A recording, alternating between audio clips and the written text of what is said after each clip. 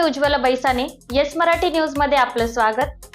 आता पाहूया एक स्पेशल रिपोर्ट। रेमल चक्रीवादळाचे परिणाम होणार राज्यातील या 14 जिल्ह्यांवर, असा IMDचा अंदाज। सायक्लोन रेमल उष्णतेच्या तीव्र लाटांनी नागरिकांना त्रस्त करणे, मेघगर्जनेसह पावसाची पिछेहाट करणे आणि वादळी वाऱ्यासह विजांच्या कडकडाटाची शक्यता असणे, अशा विविध हवामान प्रकारांचा महाराष्ट्रातील वेगवेगळ्या भागांवर परिणाम होत आहे। हवामान विभागाने वेगवेगळ्या जिल्ह्यांसाठी विविध रंगांचे अलर्टद्वारे नागरिकांना सतर्क केले। उष्णतेच्या तीव्र लाटांचा इशारा विदर्भातील अकोला, चंद्रपूर आणि यवतमाळ या जिल्ह्यांमधील काही भागात उष्णतेचा तीव्र लाटांचा इशारा देण्यात आला आहे। या जिल्ह्यांमध्ये हवामान विभागाने ऑरेंज अलर्ट जारी केला आहे।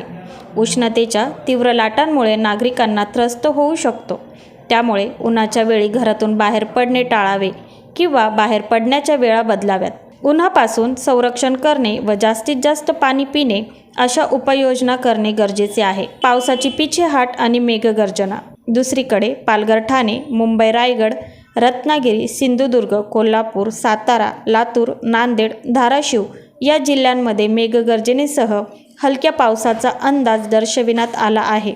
मुंबई शहर आणि उपनगरांमध्ये आज सामान्यतः ढगाळ वातावरण असून हलका किंवा रिमझिम असा पाऊस होण्याची शक्यता आहे। नवी मुंबईत सकाळपासूनच वातावरण ढगाळ होते। उकाड्याने त्रस्त असणाऱ्या नागरिकांना यामुळे दिलासा मिळाला आहे।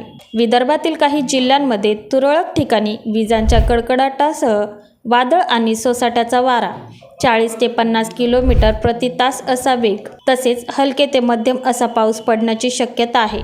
अशा परिस्थितीत नागरिकांनी सावधानतेची काळजी घेणे अत्यावश्यक आहे। जोरदार वाऱ्यामुळे झाडे पडण्याची शक्यता असते। झाडाखालून प्रवास करण्यापासूनच तसे उघड्यावर काम करण्यापासून दूर राहणे सुरक्षितच ठरेल। हवामान विभागाच्या अलर्टनुसार उपाययोजना। हवामान खात्याने वेगवेगळ्या जिल्ह्यांसाठी वेगवेगळ्या रंगाच्या अलर्टद्वारे इशारा देऊन नागरिकांना सतर्क केले आहे।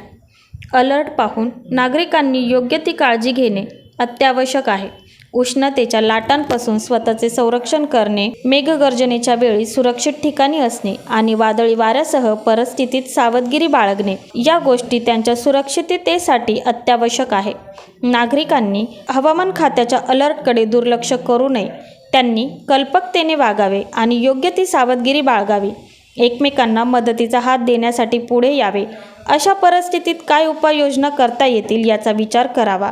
अशा अनपेक्षित हवामान परिस्थितीमुळे विपरीत परिणाम होऊ शकतात, त्यामुळे सतर्कतेचा इशारा नजरअंदाज करू नये आणि नागरिकांनी शांतपणे वागावे। येस मराठीसाठी ब्युरो न्यूज।